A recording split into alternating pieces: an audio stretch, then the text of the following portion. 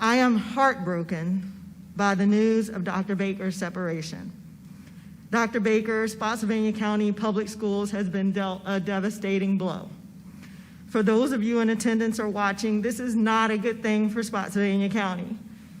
To the public's eye, just an observation of school board meetings, I have to say the threats, attacks, mistreatment, and harassment you have been subjected to by some members of the school board at multiple meetings was never warranted and definitely not supported by the majority of the citizens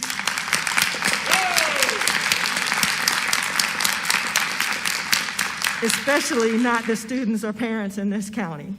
As a parent, I am going to take a liberty in saying from parents in this county who are public school advocates, sorry. We are tremendously grateful for your years of service to our children and making our schools the best that they could be under at times most challenging conditions. Thank you, Dr. Baker.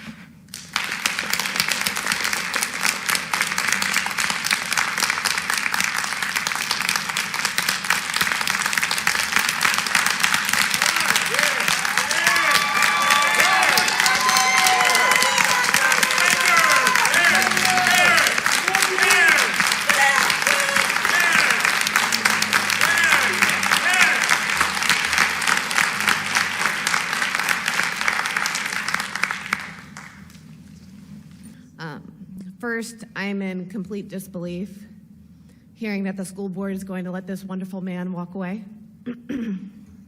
I've had numerous meetings with Dr. Baker and am truly impressed every single time. The devotion and care he has for the students in this county goes unmatched, and losing him is doing them all a great disservice. I'm beyond disgusted at those of you that have pushed him out of the door. It's literally the dumbest thing you could do, and good luck finding someone who will do the job better. Dr. Baker, I'm so grateful for you from the bottom of my heart. Thank you for everything. I miss you already. I would also like to thank Ms. Gramp and Mr. Braswell for your service to this board. The knowledge, experience, and care that you both have shown will sorely be missed, and you are certainly leaving behind some big shoes to fill. In my opinion, both of you have had the ability to find a way to meet in the middle on tough issues, and I find that quite important because it means you're willing to listen and make compromises. I like to think that you're probably doing something right when everyone isn't fully satisfied. So again, thank you. It's unfortunate that so much meeting time has been wasted on petty arguments. However, I understand it's been hard to avoid lately with countless out-of-hand meetings involving unruly public commenters spouting their trendy conspiracy theories and hateful rhetoric and certain board members running with it. Now he has left, but I'm going to go ahead and say what I need to say. Mr. Abusmal, you have claimed on many occasions that everyone else is playing politics. You point fingers, but you are the one I hear at every meeting bringing politics into it. You have no business serving on a school board when your attention is more focused on taxpayers and your own political agenda. You purposefully incite hysteria and anger from people in the crowd. You speak down to those on this board who don't agree with you, especially the women, who I have heard you degrade and mock on numerous occasions. And then you talk about burning books, which I will not even get into since you got reamed enough at the last meeting, and rightfully so. But your words do matter, especially as an elected official, so I would caution you on how you speak moving forward. And this goes for you too, Mr. Twigg, my representative. You also joined in on the book-burning bandwagon, whether you own what you said or not. Your behavior to several board members, county staff, and Dr. Baker is appalling. You seem to only care about serving those that align with your views, and I can't figure out how on earth the two of you and Ms. Phelps sit on this board for public education while actively trying to defund it. Make it make sense. I'm apprehensive about heading into January with the new board's agenda. In Virginia, school boards are nonpartisan. Kudos to those of you who won elections. But let's be clear. Winning an election to serve on a school board in Virginia does not give you rights. It gives you duties. A Virginia school board provides for all of our students. Spotsylvania has approximately 24,000 public school students. Your duty, your obligation is to provide a safe and equitable environment for each of those students, every single one, and to enact and retain policies that provide the most appropriate education and that use the Virginia Standards of Learning as a framework. What you do not have is a right or a mandate to dismantle and parochialize our public school system to fit your agenda and that of a minority of residents who have disrupted these meetings, ignored public health, and stalled progress for almost 2 years. You owe an allegiance to every one of those 24,000 students, whether their parents voted for you, whether they show up at school board meetings, or whether you never see or hear from them. Each of these students has equal importance, and you have an obligation to every one of them.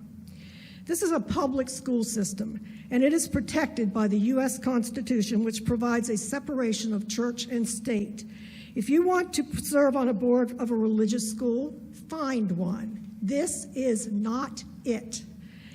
Leave your politics and your religious views at home when you perform your school board duties. In other words, do your job. Attend the meetings. Do your homework. Know what you're talking about. Stay in your seat, Mr. Abysmal and Mr. Twig. Show respect for the school's administration, employees, the audience, and each other. Stop with the grandstanding and the performance. This is an elected school board, not a clown show. Maintain order. If audience members use profanity, scream at members of the board or school administration, or make threats toward anyone, have them removed. No second chances. Again, with your election, you earned duties, not rights. You have an obligation, and we, the people, intend to hold you accountable. I would much rather be up here discussing the implementation of metal detectors in our schools, frankly, than to argue about books and so forth, because that to me is a more immediate issue. To do something like that out of an abundance of caution than to say, oh, we wish we'd have done this before an incident occurred here, but instead we have to argue about books. I don't know if you guys are trying to drive out our educators, but it seems that way. Mr. Brisbane, you publicly humiliated and degraded these teachers, staff, librarians, etc., but then you went on the 2021 public donut apology tour to a few schools, and that wasn't, if you're going to humiliate and degrade someone's profession publicly, you ought to apologize publicly. God, somebody who Ms. Rice was acknowledged earlier, you're not going to get that caliber of teacher in any other situation, and you're just simply driving people away from the school system. If you want somebody to come in and be a teacher here, and they Googled this county here in the recent, last month or so, what do you think they're going to see? They're going to see a bunch of nonsense about how we want to burn books and how we've made national news all over the place. That's certainly not a way to draw in any competitive teachers who are worthy of being educators here. That's not who I want for our educators. Last time it was a lot of speech regarding representation matters, and I fully agree with that, but your representation matters. The people that you align yourselves with, Mr. Boozma went on a live Facebook feed after one of the prior school meetings with people who seem just giggly and jolly over the fact that they're being called racist, white supremacists, insurrectionists, and they're like, well, at least that means we're getting heard, da-da-da-da. And then you transform down a path of well, I'm so sorry if I came out as homophobic. And then they ventured into a path of disparaging comments about those on public assistance in some way. And you were part of that discussion. The schools you represent are inclusive, bully-free zones, and you should be the same. Please speak to each other, the members of the community, the students, the teachers, and the staff with respect and dignity. The divisive rhetoric and lack of decorum that some members of this board have displayed are shameful. Our teachers and district employees are not enemies or scapegoats. They are working tirelessly to educate and support our children's learning experience. They deserve our respect and our support. Please stop trying to divide us and spread chaos. Try listening and empathy when an opinion differs from your own. Solutions often come out of compromise. We need you to do better. A school board should educate themselves on matters before coming to rash decisions. Consider talking to an expert in their field or the school's attorney before you decide to break protocol or even laws. We all deserve better than what you have done in the last 6 months. Should I behave I ask this in all honesty because I go to a school where I'm expected to follow rules, and when I do not, I get in trouble. Why should I follow the dress code if board members are not expected to wear masks? Why should I watch my language when select school board members don't think before they speak? Why should I not harass people when the board relentlessly bullied Dr. Baker? I'm a senior, and by my nature of being a senior, am in the business of being a positive influence.